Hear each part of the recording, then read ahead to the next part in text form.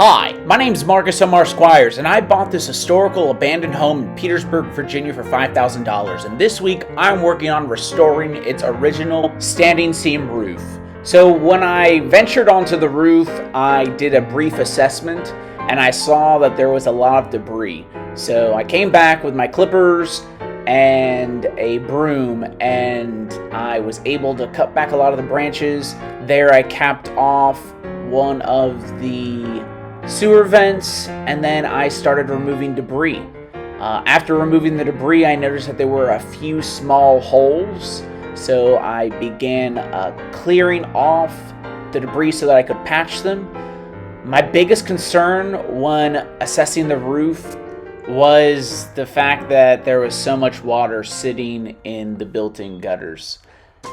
Anybody who has gutters knows that you do not want water sitting in them.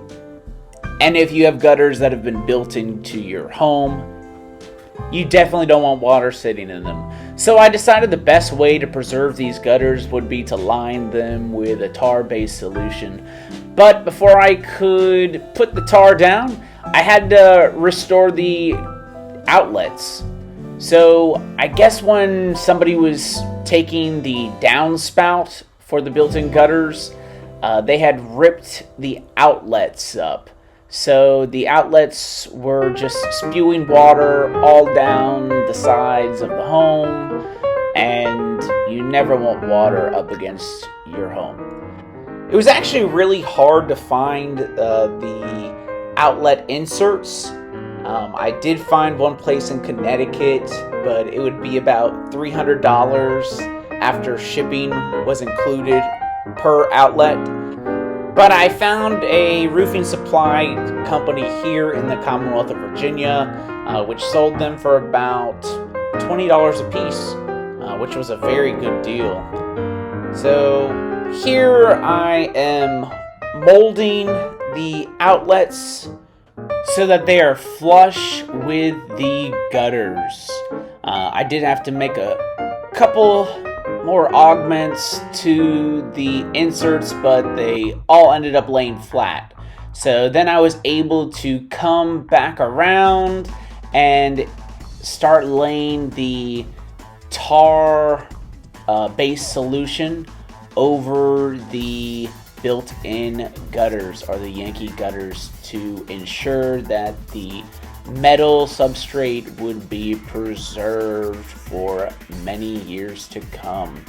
So tar can last for a very long time when cared for properly. So what I plan on doing is actually allowing the tar to set, which can take between 3 and 6 months.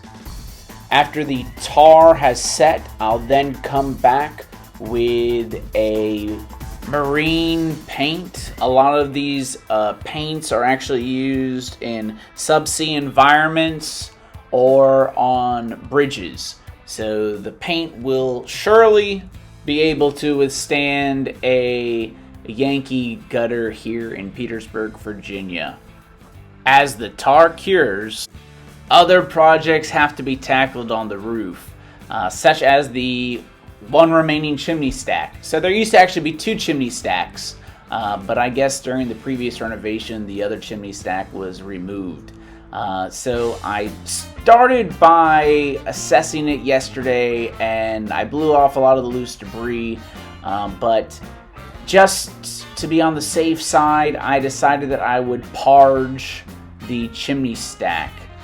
So the chimney stack has been parged, and I will go back later and cap the chimney stack off, but I have to make a custom cap.